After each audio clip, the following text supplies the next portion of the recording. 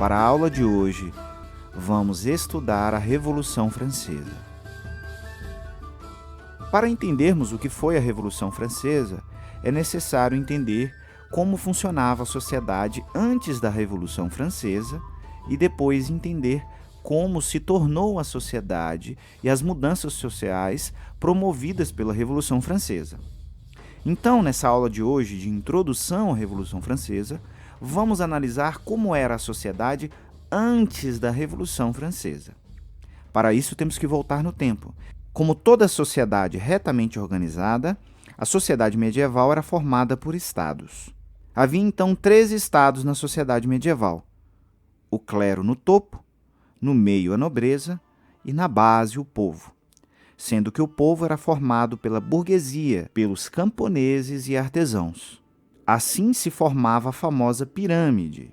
Muitos criticam essa sociedade piramidal. Porém, é preciso analisar e entender que em todas as sociedades, em todos os tempos, sempre existiu essa mesma estrutura piramidal. Toda sociedade é, portanto, necessariamente piramidal, pois aqueles que governam, que dirigem, serão sempre minoria. Não há como fugir desse esquema. Uma sociedade horizontal nunca existiu. E isso é assim pela própria natureza dos homens e da realidade. Mesmo Platão, na Grécia Antiga, mostra no seu livro A República que para existir uma sociedade é necessário que existam pessoas que produzam os bens necessários à vida.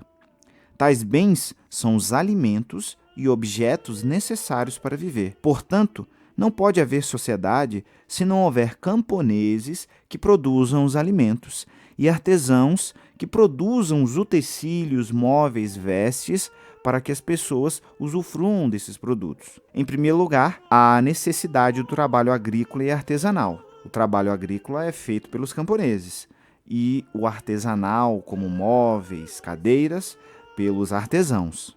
Ora, se os camponeses e artesãos produzirem só o absolutamente necessário para a sua manutenção e de suas famílias, como eles não podem produzir tudo o que precisam, ver-se-ão sem possibilidade de adquirir bens que lhes sejam necessários e dos quais têm falta. Daí, camponeses e artesãos serem obrigados a produzir mais do que necessitam, para poderem trocar sobras do que produziram por objetos de que precisam. O comércio nasce dessa necessidade de troca de bens.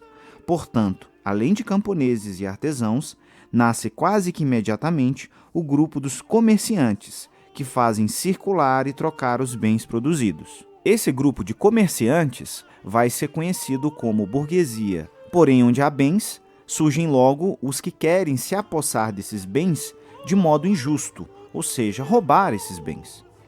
Isso exige, então, a proteção desses bens pela força armada. Daí a existência de um grupo armado para guardar os bens produzidos e defender essas pessoas que produzem os bens necessários à vida. Surge o grupo social militar, que tem por fim a proteção dos bens e da propriedade particular. É assim que toda sociedade tem sempre um tal grupo armado para fazer respeitar o direito e a justiça.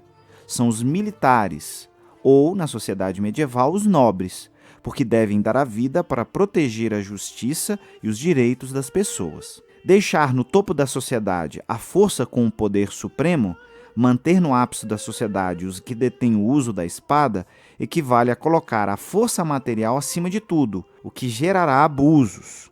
É preciso, então, colocar acima da força da espada, acima da força material, um grupo que controle a força física pela sabedoria. Por isso, mesmo nas sociedades pagãs, mesmo nas sociedades orientais, havia um grupo sacerdotal, considerado mais prudente e sábio para controlar a mera força das armas.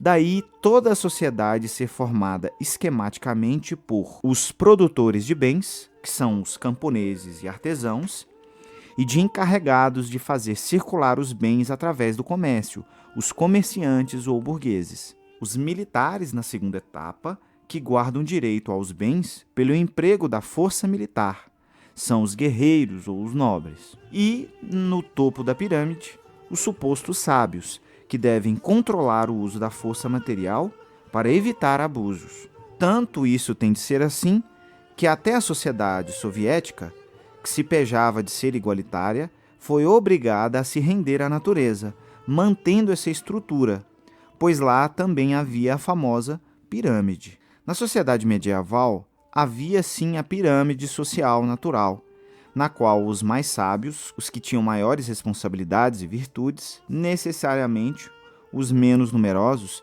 dirigiam os mais numerosos e de funções menos importantes. No alto da sociedade medieval estava o clero. O clero era constituído pelo papa, bispos e padres.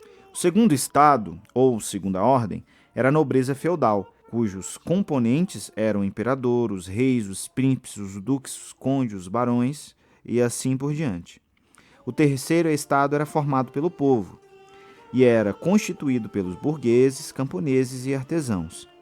A burguesia era o grupo dos que exerciam um trabalho não manual e habitavam nas cidades, como que, por exemplo, os comerciantes, os advogados, os médicos, os professores. Abaixo deles estavam os que exerciam os trabalhos manuais, os artesãos, enquanto os camponeses cultivavam a terra e criavam o gado.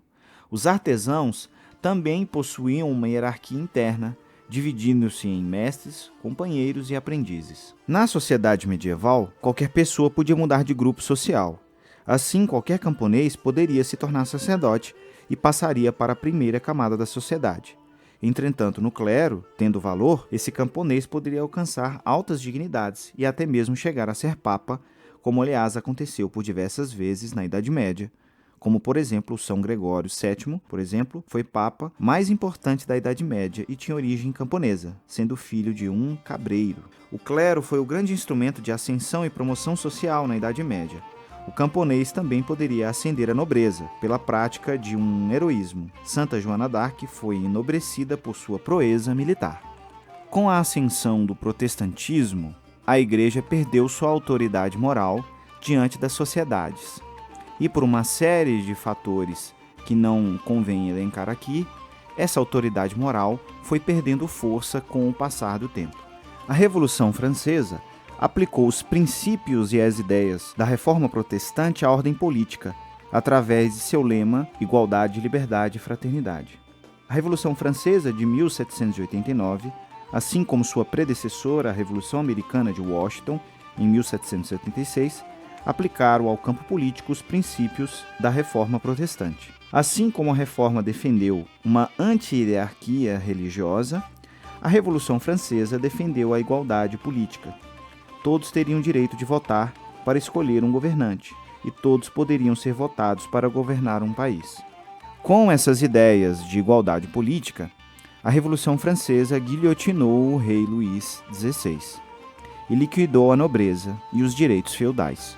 Todos os títulos nobiliárquicos foram anulados e proibidos. Todos os súditos foram reduzidos a categorias de cidadãos. A liberdade da Revolução Francesa fez a guilhotina e a lei dos suspeitos, que permitia matar, sem direito de defesa, meramente suspeito de ser contra a Revolução. A fraternidade era pregada como lema La fraternité ou la mort, fraternidade ou morte. A única desigualdade que restou foi a econômica, distinguindo-se os cidadãos apenas por sua fortuna.